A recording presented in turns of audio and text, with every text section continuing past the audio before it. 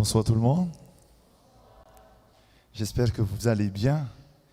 Et donc, nous voici arrivés à la 4e soirée qui a pour thème « Jésus viendra me chercher ». Est-ce une bonne nouvelle ou une mauvaise nouvelle? Une bonne nouvelle, j'espère. Peut-être que pour certains, c'est une mauvaise nouvelle. Je ne sais pas. Jésus viendra me chercher. Il y a 6 ans en arrière, en 2015, plus précisément le 7 janvier 2015 à 23h, donc à 11h du soir, en France, à Collonges, dans mon appartement. Il faisait nuit et il neigeait. C'était un sabbat soir.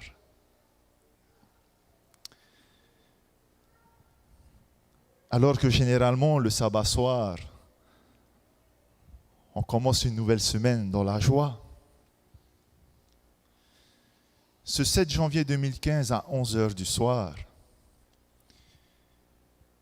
j'ai reçu un message. Un message dont je ne m'attendais pas à entendre. Un message dont je ne m'étais pas préparé à entendre. Un message qui a bousculé beaucoup de choses dans ma vie. Et ce message à 11h du soir me disait: Rauma, je veux divorcer.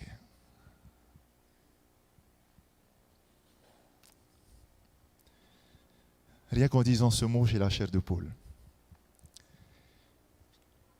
Peut-être que certains ont déjà vécu cela.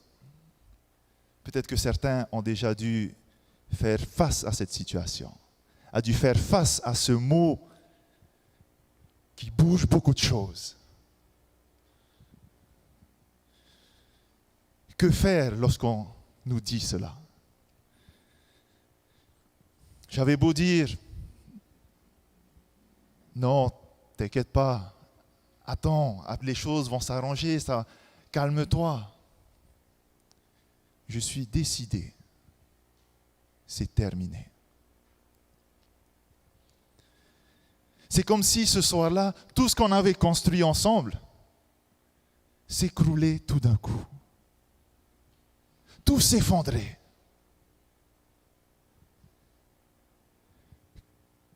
Que faire? Je ne savais même plus s'il fallait crier, je ne savais même plus s'il fallait pleurer, je ne savais plus quoi faire. Complètement perdu cette soirée-là. La seule chose que j'ai pu faire, c'est d'aller dans le salon, de m'asseoir sur notre sofa et de regarder la neige qui tombait à l'extérieur. Complètement déboussolé, complètement perdu. Comme s'il y avait eu une explosion qui s'est faite à l'intérieur, on ne comprend plus rien. Le monde s'écroule. Et alors que j'étais en plein milieu de cette tempête, alors que j'étais en plein milieu de l'orage, j'ai entendu un bruit à la porte. J'ai entendu quelqu'un qui frappait à la porte. Et là, il y a mon ex-femme qui va ouvrir la porte. Moi, j'étais dans le salon, je ne voyais rien, mais je pouvais entendre. Et là, j'entends une voix qui disait: où est Rauma? Mais qui sait? À 11h du soir. Où est Rauma? C'est tout. Il est dans le salon. Et là, j'entends un bruit de pas. dans le couloir qui commence à venir. Et là, je regarde la porte de la cuisine où je me trouvais, donc on va dire salon-cuisine. J'étais là, je regardais, et là, un homme. Un étudiant du campus que je connaissais. Mais il était là. Je le regarde, surpris de le voir ce soir-là. Il s'est approché de moi. Il s'est mis au même niveau que moi, accroupi. Et là, il m'a serré. Il m'a serré, il m'a dit, Raouma, pleure, je suis là. Et là, j'ai explosé. J'ai pleuré. Tout ce que je gardais en moi, je l'ai fait sortir dans les bras de cet ami. Et à la fin, je lui ai dit, mais pourquoi tu es venu?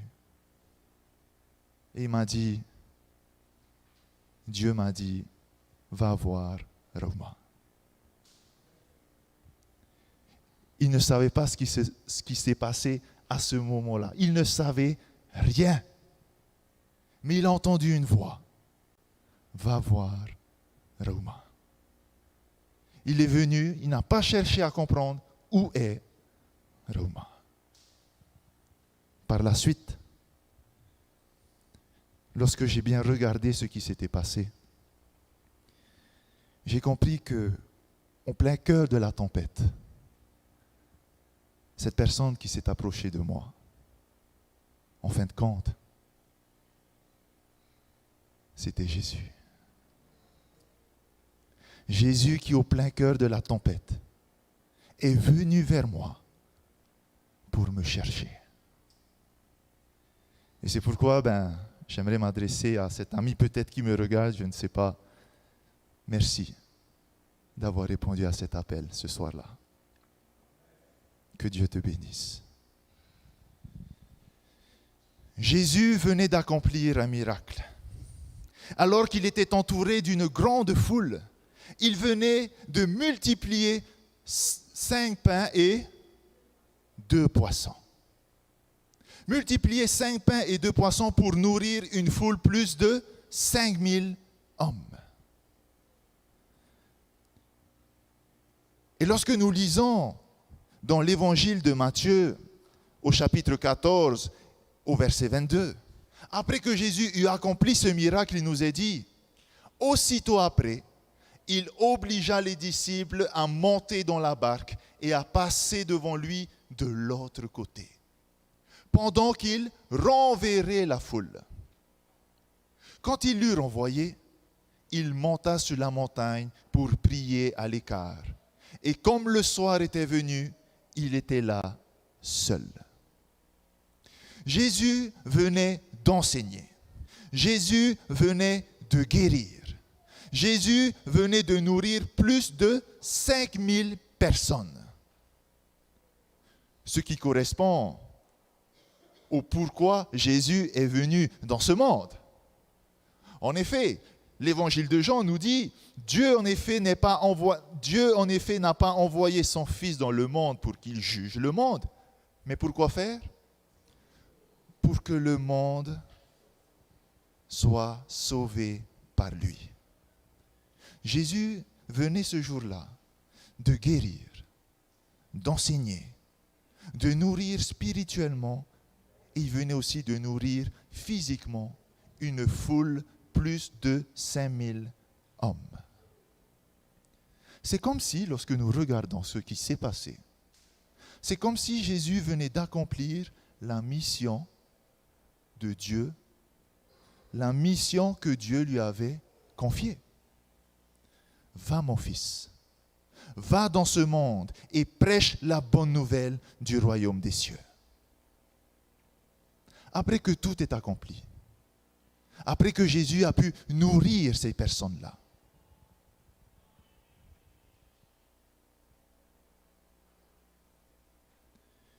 Jésus souhaite se retirer. Jésus souhaite se mettre à l'écart. Mais non pas en bas avec les hommes. Il veut monter. Monter sur une montagne. Pourquoi faire? Pour prier. Il veut monter pour rencontrer Dieu. pour rencontrer son Père et pour vivre et passer un moment de communion avec lui. Mais avant de monter, il ordonne à ses disciples de partir. Comme si lui aussi voulait leur confier une mission. Montez dans votre barque et allez. Montez ensemble, traversez ensemble ce lac de Galilée. Le lac de Galilée est appelé aussi la mer de Galilée. Une mission. Traverser ensemble cette mer. Que peut représenter cette mer dans la Bible? Dans Apocalypse chapitre 17, verset 15, Jean nous dit cela dans une vision alors que l'ange lui explique des symboles. Et l'ange me dit, les eaux que tu as vues sur lesquelles la prostituée est assise, ce sont des peuples, des foules, des nations et des langues. Cette mer sur laquelle les disciples sont encouragés à traverser, c'est ce monde dans lequel Dieu envoie ses disciples. C'est ce monde dans lequel Dieu envoie ses enfants. C'est ce monde dans lequel Dieu envoie ceux qui ont entendu son appel. C'est ce monde dans lequel Dieu envoie ceux qu'il a transformés. Mais faisons attention.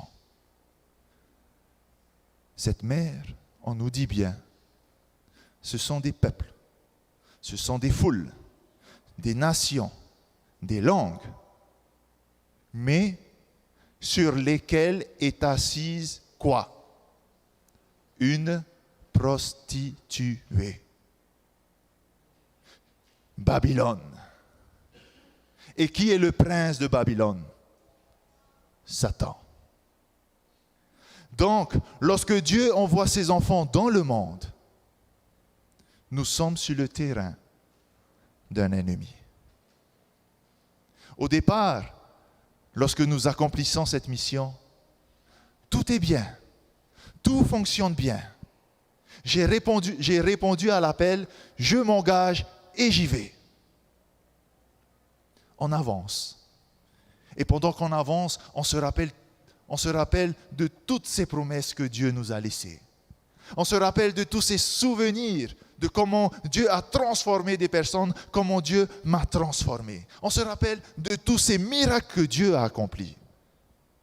Et c'est ce qui nous encourage à avancer. Le cœur serein. On avance en paix. On avance dans la joie. Comme si rien ne peut nous arriver. Mais voilà que, arrivé au milieu de ce lac, la situation change. Le temps change.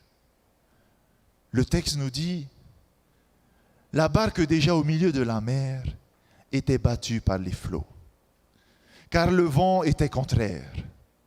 Et voilà qu'à la 4e veille de la nuit, Jésus alla vers eux, marchant sur la mer, et ils furent troublés. Quand les disciples le virent marcher sur la mer, ils furent troublés et dirent, mais c'est un fantôme. Et dans leur frayeur, ils poussèrent des cris. Jésus leur dit aussitôt, rassurez-vous, c'est moi, n'ayez pas peur. Le monde dans lequel Dieu nous envoie n'est pas une partie de plaisir, mais le monde dans lequel Dieu nous envoie est un terrain dangereux. Et c'est pourquoi Jésus dira, voici je vous envoie comme des brebis, où ça? Au milieu des loups.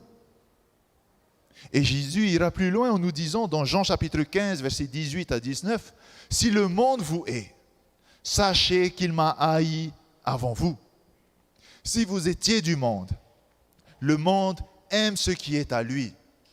mais parce que vous n'êtes pas du monde et que je vous ai choisi du milieu du monde. À cause de cela, le monde vous hait. Jésus envoie ses disciples sur un lac enragé de leur présence. Jésus envoie ses disciples dans un monde qui est enragé de leur présence. Jésus nous envoie dans un monde qui malheureusement nous déteste. Un monde qui ne veut pas de lumière. Un monde qui ne veut pas être salé. Un monde pour qui la présence de Dieu est plus qu'une menace qu'une bénédiction.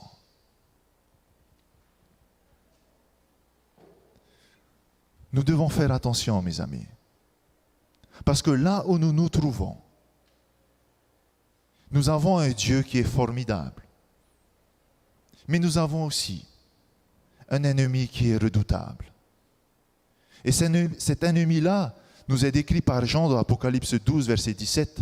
« Et le dragon fut irrité contre la femme.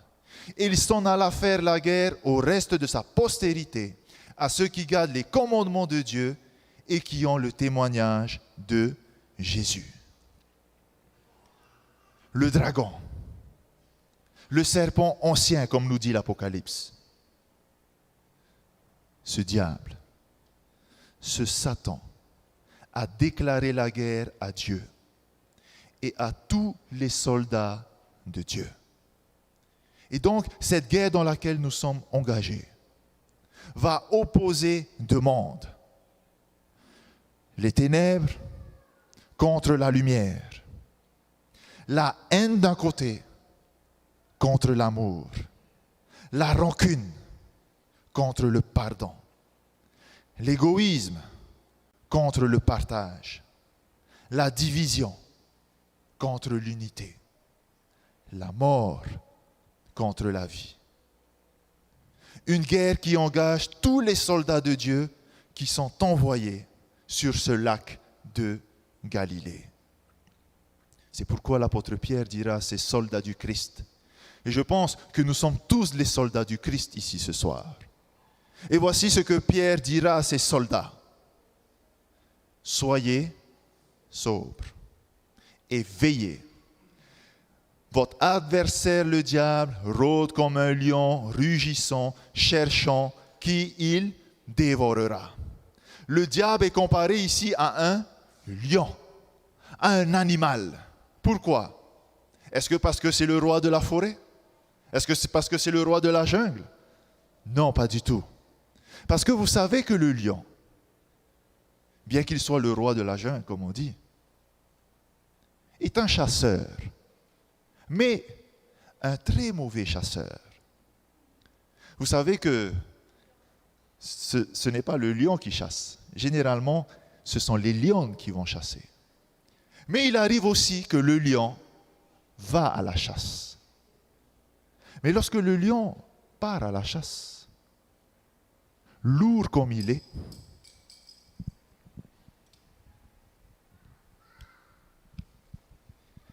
il ne peut pas courir sur de longues distances. Alors qu'est-ce qu'il fait? Lorsqu'il voit un troupeau devant lui, il s'allonge et il observe. Il observe le troupeau et il va essayer de distinguer qui parmi le troupeau est l'animal le plus faible. Ça se peut que ça soit le plus âgé, un animal malade ou le plus jeune. Il va chercher qui dans ce troupeau est l'animal le plus faible pour que je puisse l'attaquer.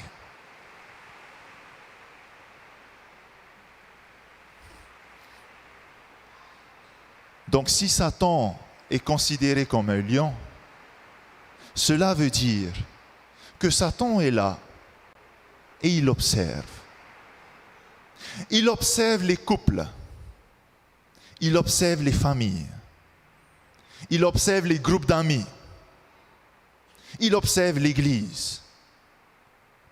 Et il essaye de repérer qui dans ces regroupements est l'être le plus faible. L'être le plus faible veut dire celui qui est le plus éloigné de Dieu. Il va observer. Et lorsqu'il a repéré l'être le plus faible, il s'attaque à lui. Il va s'attaquer à lui. Il va prendre l'être le plus faible. Il va le dévorer pour que par la suite, ça soit cet être le plus faible qui puisse faire tomber les autres. Et lorsque cet être faible nous fait tomber, qu'est-ce qu'on dit? C'est sa faute. Vous avez déjà entendu dire c'est la faute de Satan? Jamais. C'est sa faute, lui, elle. C'est pourquoi Jésus dira, aimez vos ennemis. Et c'est pourquoi Jésus dira sur la croix, Père, pardonne-leur, ils ne savent pas ce qu'ils font. Parce que Jésus voyait qui était le vrai ennemi derrière tout ça. Sommes-nous capables de discerner qui est le véritable ennemi de nos vies?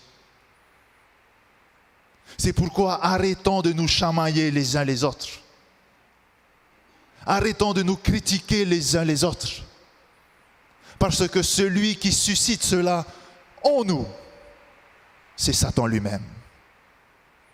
Et c'est pourquoi dans le monde dans lequel nous vivons est un monde de division. Parce que Satan est à l'œuvre. Aujourd'hui, de plus en plus de couples sont brisés. C'est devenu presque à la mode. Lorsqu'on entend dire, ça y est, ils ont divorcé, ok, mais ça ne nous fait plus trop de peine parce que c'est devenu normal. Dans nos églises également sont divisées aujourd'hui. Nos familles sont divisées. Et même parfois dans notre travail, on voit des clans. On travaille ensemble, mais il y a des clans qui se forment. L'unité est la cible de Lucifer. Et alors qu'ils étaient sur cette mer, la tempête arrive. La crise financière arrive. La crise conjugale arrive. La crise familiale arrive. La crise professionnelle arrive. Mes chers frères et sœurs, Jésus n'a jamais promis de nous épargner de la souffrance. Celui qui dit « suivre Jésus, tu ne vas jamais souffrir », il ne sait pas ce qu'il dit. Jésus n'a jamais promis de nous épargner de la souffrance. Jésus n'a jamais promis de nous épargner de la maladie. Jésus n'a jamais promis de nous épargner des insultes, de l'hypocrisie, de la jalousie, de la mort. Mais ce que Jésus a dit, il a dit « passez avant moi ». Ce qui veut dire « allez et je vous rejoindrai ».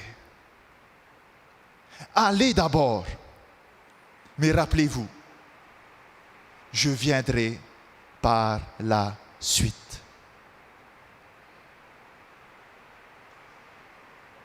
Et ça, c'est une promesse. C'est une promesse que l'on trouve dans Jean 14, versets 1 à 3, que nous récitons de tout notre cœur et qui dit que votre cœur ne se trouble point. Croyez en Dieu et croyez en moi. Il y a plusieurs demeures dans la maison de mon Père. Si cela n'était pas, je vous l'aurais dit. Je vais vous préparer une place.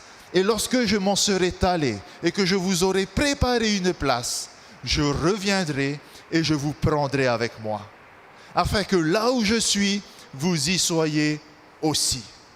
Jésus nous a laissé une promesse. Je reviendrai pour vous chercher. Je reviendrai parce que là où je suis, je ne veux pas être seul. Car là où je suis, avec mon Père dans les cieux, je ne veux pas être seul, mais je veux être avec toi. Jésus viendra chercher ses disciples au milieu de ce lac de Galilée. Jésus viendra nous chercher au plein cœur de nos tempêtes. Jésus viendra nous chercher dans ce monde qui s'effondre, dans ce monde où rien ne va plus. Et à quel moment Jésus viendra? À quel moment? Le texte nous a dit tout à l'heure, à la 4e veille de la nuit, c'est-à-dire à 3 heures du matin. À 3 heures du matin, où êtes-vous? Normalement, à 3 heures du matin, nous sommes au lit. Comment? Dans notre plus profond sommeil. L'heure de la nuit où l'on se trouve dans un profond sommeil. Où l'on est tous, comment? Endormis.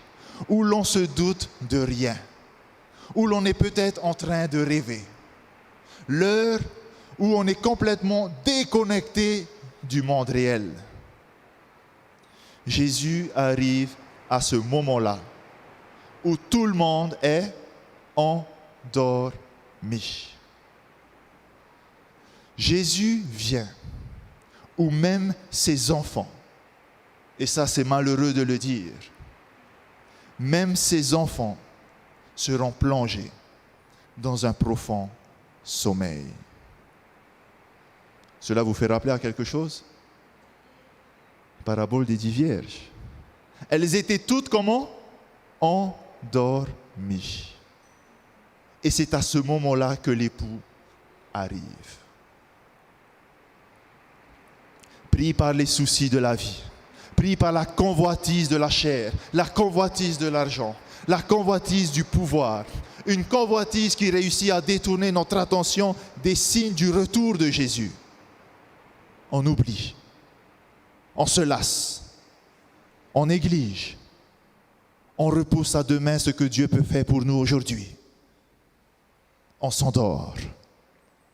C'est pourquoi l'apôtre Pierre dira, dans 2 Pierre chapitre 3 verset 10, « Le jour du Seigneur viendra comme un voleur. En ce jour, les cieux passeront avec fracas, les éléments embrasés se dissoudront et la terre, avec les œuvres qu'elle renferme, sera consumée. » Jésus viendra au moment où l'on s'y attend le moins, car le monde aura réussi à nous occuper plus que ce que Dieu nous demandera de faire. C'est pourquoi, lorsque Jésus arrive à la 3e heure, que se passe-t-il quand les disciples le voient? Quelle est leur réaction? Ils ont peur. Ils ne le reconnaissent pas. Ils sont complètement terrorisés. Ce Jésus qui arrive est une menace pour eux. Ils disent même, c'est un fantôme.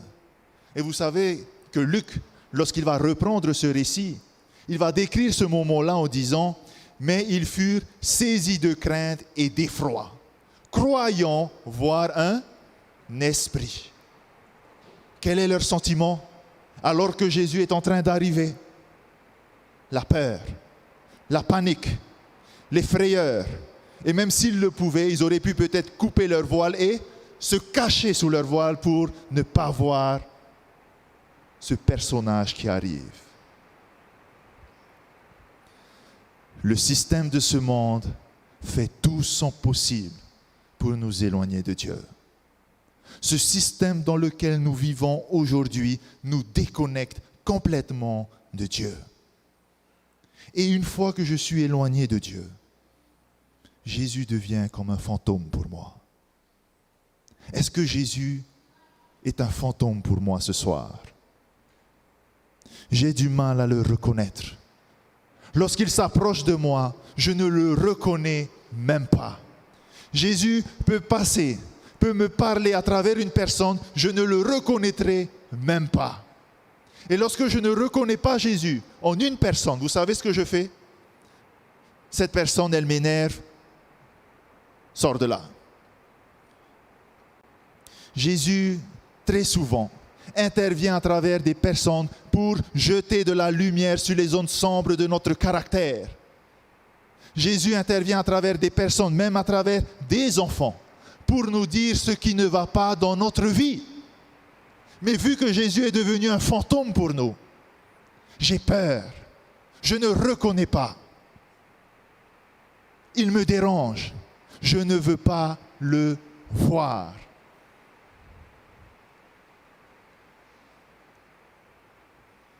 L'apôtre Paul dira dans 1 Timothée chapitre 4 versets 1 et 2, l'Esprit le dit clairement, dans les derniers temps, certains abandonneront la foi pour suivre des esprits trompeurs et des enseignements inspirés par les démons. Si on nous dit certains abandonneront la foi, ça veut dire qu'ils avaient la foi. C'était des hommes et des femmes de foi. Et je pense que ce soir, nous sommes tous des hommes et des femmes de foi. Mais combien, à la fin des temps, réussiront à s'accrocher à cette foi? Parce que, regardez bien, ils vont suivre des esprits trompeurs. La tromperie sera là. Et vous savez qu'aujourd'hui, les contrefaçons sont bien faites. Voir le vrai du faux, c'est très difficile. Si je n'ai pas l'œil, si je ne suis pas habitué à ce qui est vrai, je tombe tout de suite dans le panneau. Il y aura des enseignements qui nous feront du bien, des enseignements qui vont nous toucher, mais des enseignements qui seront inspirés, non pas par l'Esprit de Dieu, mais par l'esprit des démons.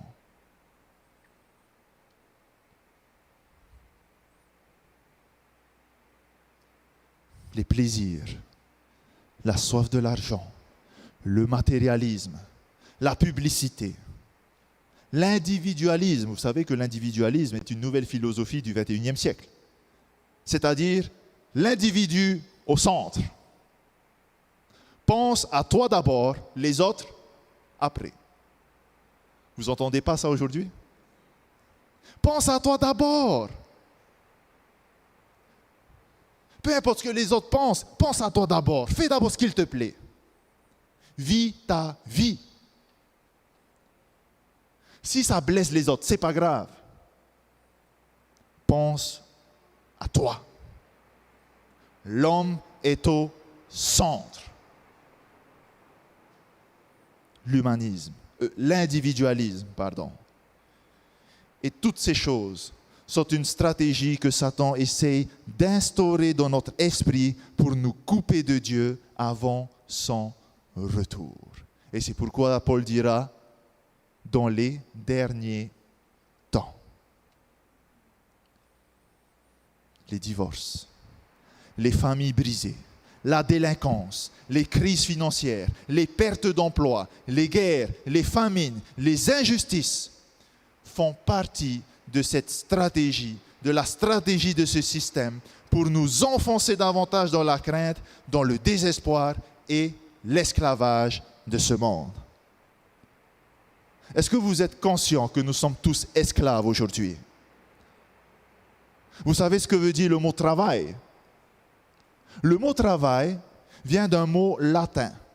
Je ne sais plus trop comment dire le mot latin, mais le mot travail vient d'un mot latin qui désigne un objet. Dedans, il y a tri. Dedans, il y a le mot tri, mais je ne sais plus le mot complet. C'est un objet de torture à 3 pieux qui était réservé uniquement aux esclaves. C'est de là que l'on va sortir le mot travail. Et aujourd'hui, nous sommes fiers de travailler.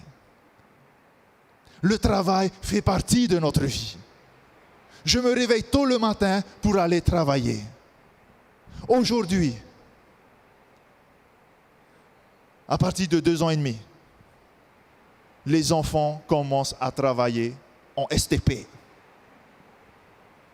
Parce qu'aujourd'hui, on ne sait plus ce qu'est la liberté.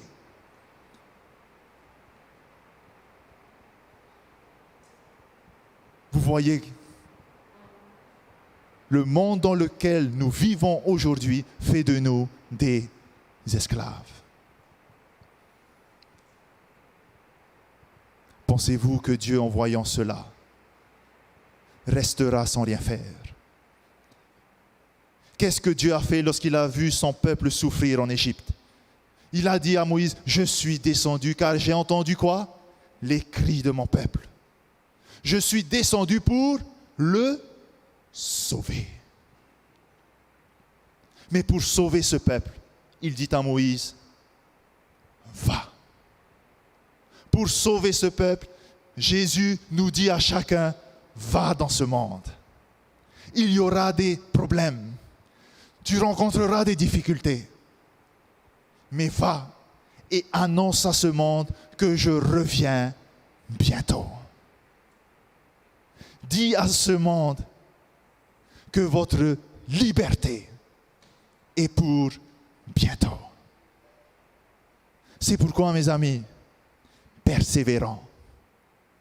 Persévérons et ne lâchons rien. Quelles que soient les choses que nous devons traverser, n'abandonnons pas notre foi. Gardons les yeux fixés sur cette espérance du retour de Jésus. Et c'est pourquoi lorsque Jésus arrive, alors qu'ils sont dans cette tempête, alors qu'ils croient voir un fantôme, voilà que Jésus leur dit aussitôt, rassurez-vous, c'est moi. N'ayez pas peur. Et c'est ce que Dieu essaie de nous dire aujourd'hui. Ne crains rien, car je suis avec toi. Ne promène pas des regards inquiets, car je suis ton Dieu. Je te fortifie, je viens à ton secours, je te soutiens de ma droite triomphante. Jésus ne demande pas ta permission pour venir à ton secours. Jésus vient parce qu'il t'aime et il tient à toi. Jésus vient parce qu'il connaît ton chemin. Il connaît ce que tu vis aujourd'hui. Il sait que tu es endormi. Il connaît aussi ce que tu essayes de cacher dans ton cœur. Il sait ce que tu fais dans le noir. Il sait ce que tu fais en secret. Il connaît la rancune que tu gardes au fond de toi. Et c'est pourquoi il vient et il dit, rassure-toi, c'est moi, n'aie pas peur. Et pour terminer, lorsque Jésus parle, que se passe-t-il lorsque les disciples entendent la voix de Jésus? Pierre répondit, Seigneur, si c'est toi, ordonne que j'aille vers toi sur les eaux. Et il dit, viens. Pierre sortit de la barque et marcha sur les eaux pour aller vers Jésus. Combien ont répondu? Un seul. Ils étaient tous disciples, mais sur les 12 disciples, un seul a répondu. Pierre se distingue des 11 autres disciples. Pierre est le seul à réagir. Il est le seul qui est réveillé. Pierre est prêt à tout laisser pour aller à sa rencontre. Pierre est prêt à quitter la barque. Pierre est prêt à quitter ce monde, à quitter tout ce que le monde lui propose comme assurance, à quitter son confort pour monter vers Jésus. Et pourtant, il dit, si c'est bien toi, Seigneur, ça veut dire quoi? Le doute est là.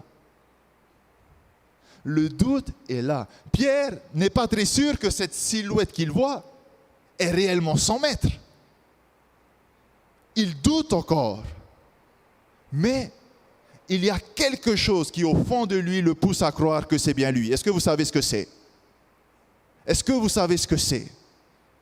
Qui va permettre à Pierre de reconnaître que c'est son maître. Jésus dit, mes brebis entendent ma voix, je les connais et elles me suivent. Malgré le vent, malgré le bruit des vagues, Pierre reconnaît cette voix qui retentit dans le noir. Pierre est le seul parmi les 12 à reconnaître la voix de son maître. Et quand Jésus lui dit « Viens », il n'hésite pas.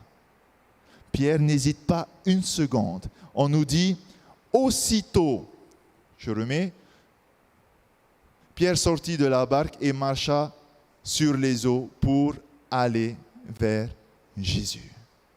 Pierre n'attend pas. Il suffit que Jésus lui dise « Viens » et il va.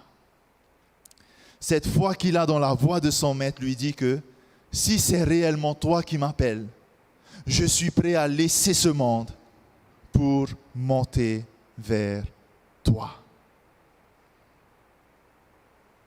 Aucun autre disciple l'a suivi, mais seul, il monte confiant et avec cette joie de rencontrer son Sauveur face à face.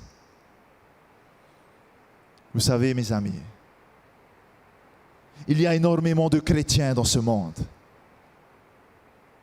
Mais la Bible nous dit, seul un petit reste entendra la voix de Jésus lorsqu'il reviendra.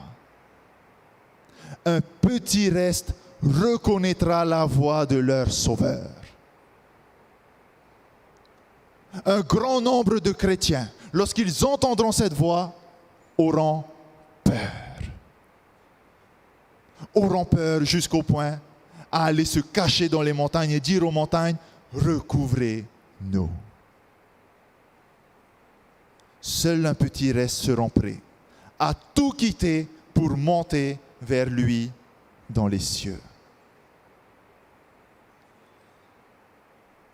Si Jésus devait revenir ce soir, saurais-je le reconnaître?